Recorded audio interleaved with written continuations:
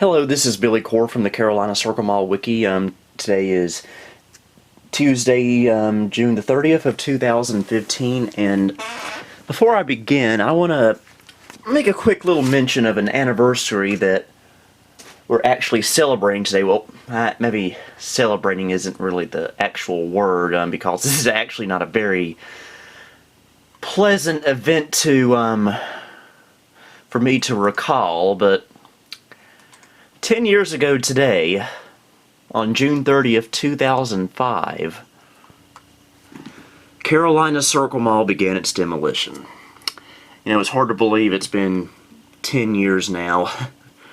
There it is on my blog right now, Carolina Circle City. I took that July 1st, 2005.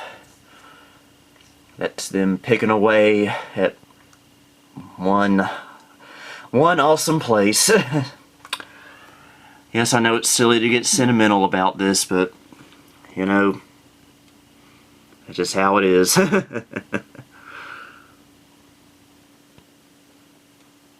yeah, it's hard to believe it's been 10 years, but I digress.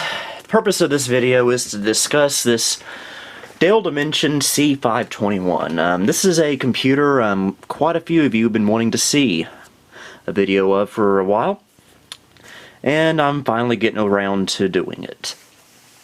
I was given this computer along with its monitor, keyboard, and mouse back in March, and I made this into my main Windows XP box.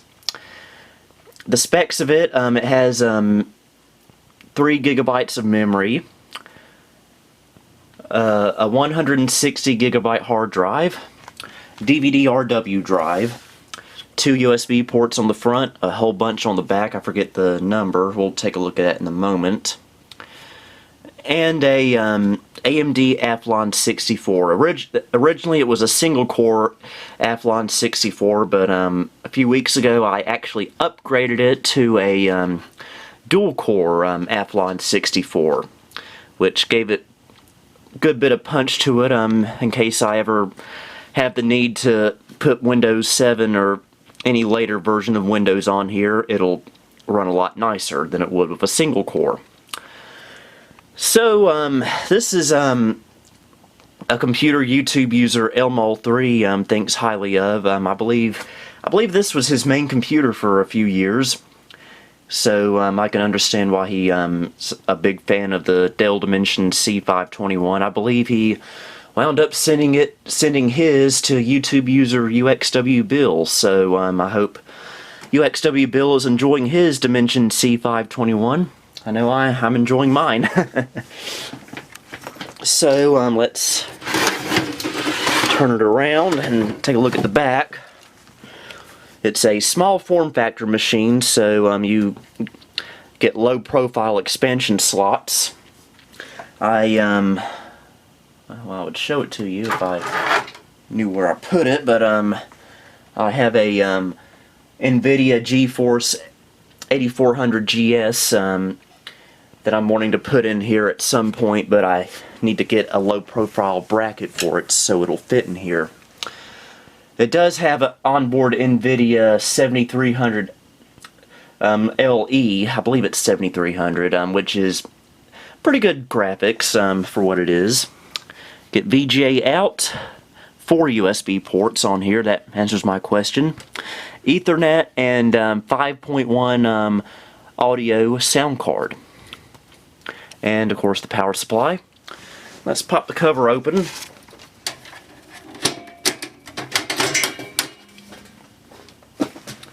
And let's take a look at the inside.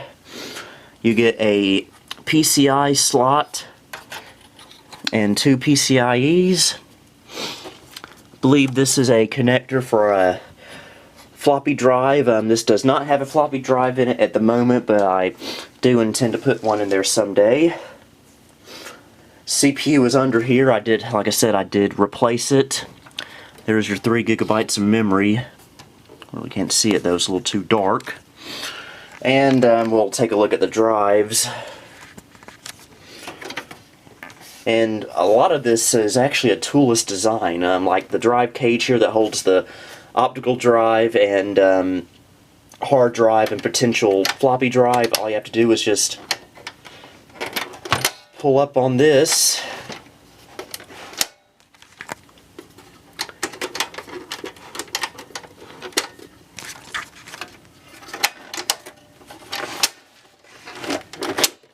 There he goes. Hard to do with one hand. And you can pull the optical drive out. And down here is the hard drive. This is actually not original to the system. The original was also a 160 gig drive, but I decided to put this Velociraptor drive in here just because I had it and I wanted to put it in something. So there you have it. We can just pop the DVD drive back in. Maybe.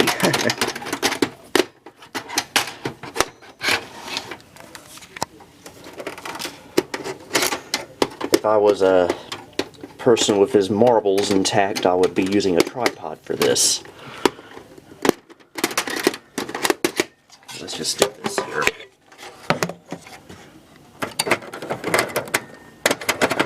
You're getting a view from inside the computer itself. Now you know what it feels like to be a capacitor.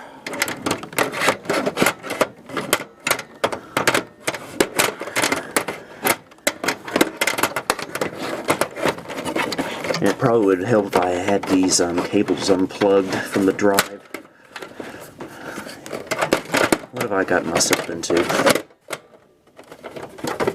There we go.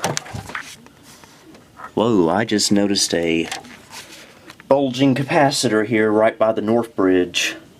Not fun. Especially since I don't know how to solder. Oh well, we'll worry about that some other day.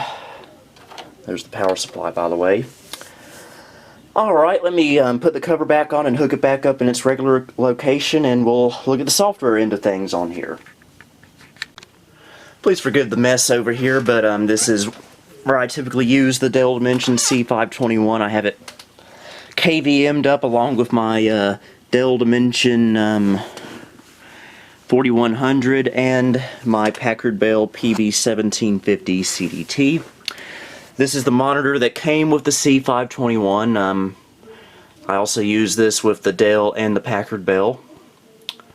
So yeah, this monitor gets used quite a bit. Yes, I know I'm using a newer monitor on older systems, but space is a commodity right now, and this is the best I can work with. So we'll go ahead and turn the C521 on.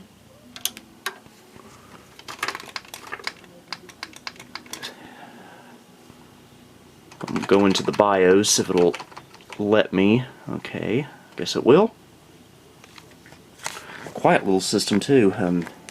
There's a little dust along that grill there, so I need to blow this computer out a little bit. It's running the latest BIOS available for it, which is 1.1.11, dated August 2nd, 2007.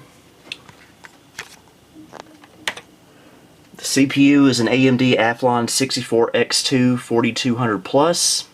This is not original to the system, as I mentioned earlier. It's running at 2.2 gigahertz, and it's 64-bit capable.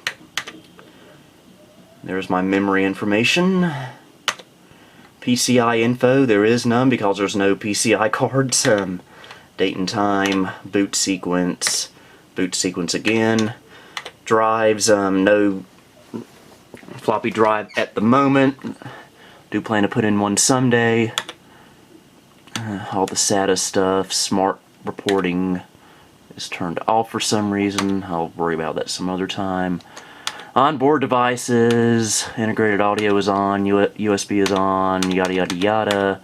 Video is alright. It's 128 megs of video memory apparently. Hard drive acoustic mode is set to performance as it should. Anything else would probably slow me down. Security, power management, maintenance. Look at the event log. There's nothing apparently. So yeah, your typical Dell BIOS of the mid to late 2000s. So we'll get out of setup. And let's boot into Windows.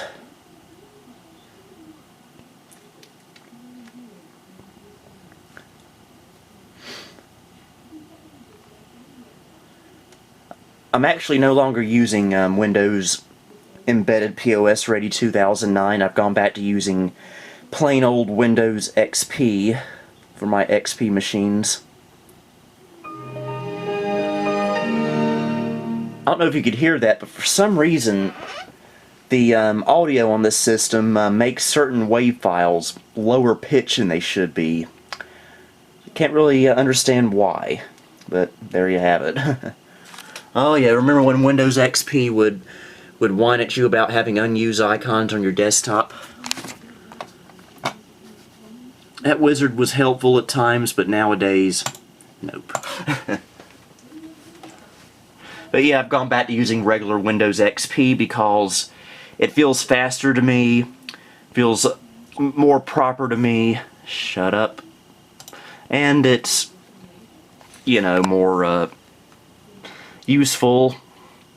And plus, I'm running a unofficial Service Pack 4 that I found online. If you want it, Google it, you can find it. But you can see there that it's Windows XP Media Center Edition, version 2014. That's a part of the Service Pack 3.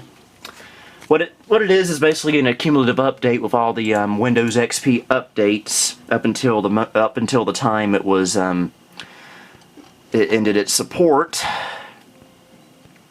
And it also adds a registry hack to allow you to get the updates for POS Ready 2009. Now, a lot of people have said this could cause serious problems with your Windows XP install, but so far I really haven't had any issues. And nothing could possibly ever go wrong with that. I feel stupid now.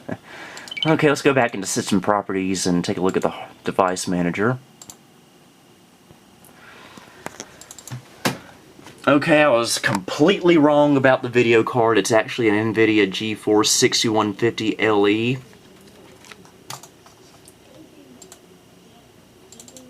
Has a Broadcom 440X integrated Ethernet adapter. There's the AMD Athlon X2. Has Sigma-Tel high definition audio. And there's all your chipset mumbo jumbo. Has an NVIDIA chipset, actually, an Enforce chipset. I forget which one. But a lot of these NVIDIA chipsets aren't as bad as a lot of people make them out to be. I've never really had any issues with them, but I've never really used too many of them. I remember my 2008 custom build had an NVIDIA Enforce chipset, and it never really gave me any issues. And that was me plugging the camera into the outlet because it was dying again. Okay, let's take a look at the software I have on here. Typical Windows XP stuff. Take a look at CPU-Z.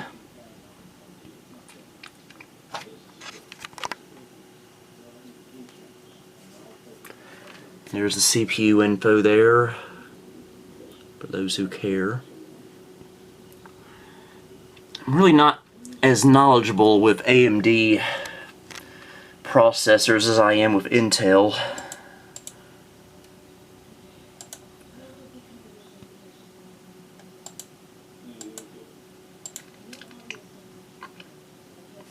But there you have it.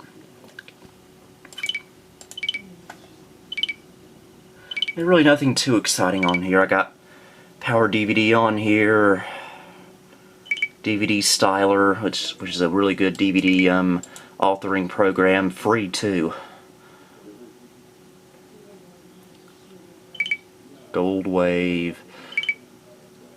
And to make this video more Video Sans Frontier approved, here's a version of Microsoft Work Suite. This is Work Suite 2006.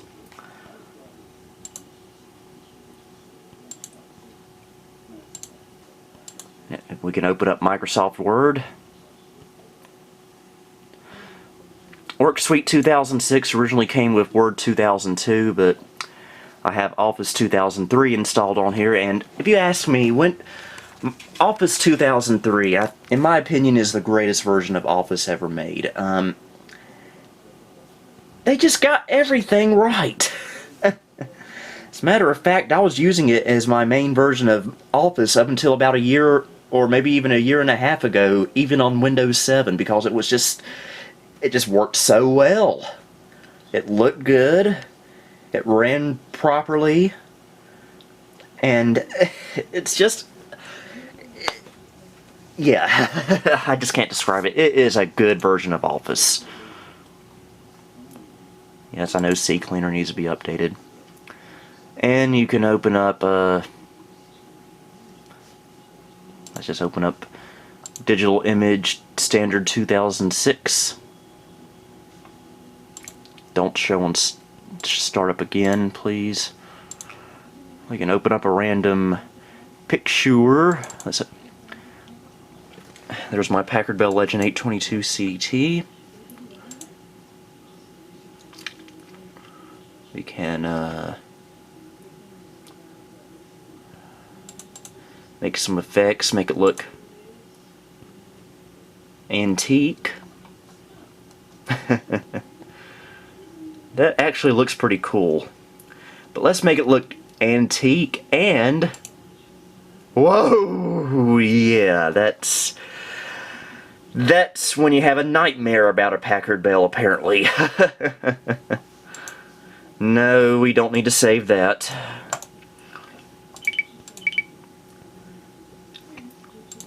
I don't think I have it set up on here, but we got Media Center 2005, that is. And I killed it. Not really, it just takes a little bit to start up.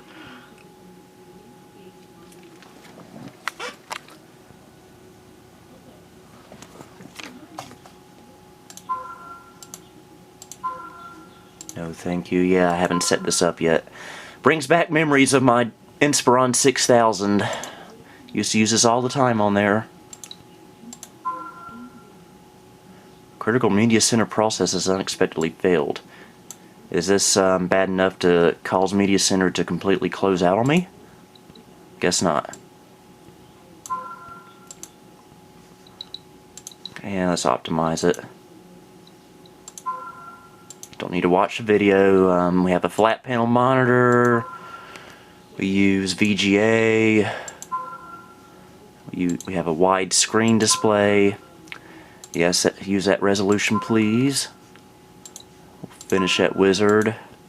And we'll set up the speakers. We have just 2 speakers right now.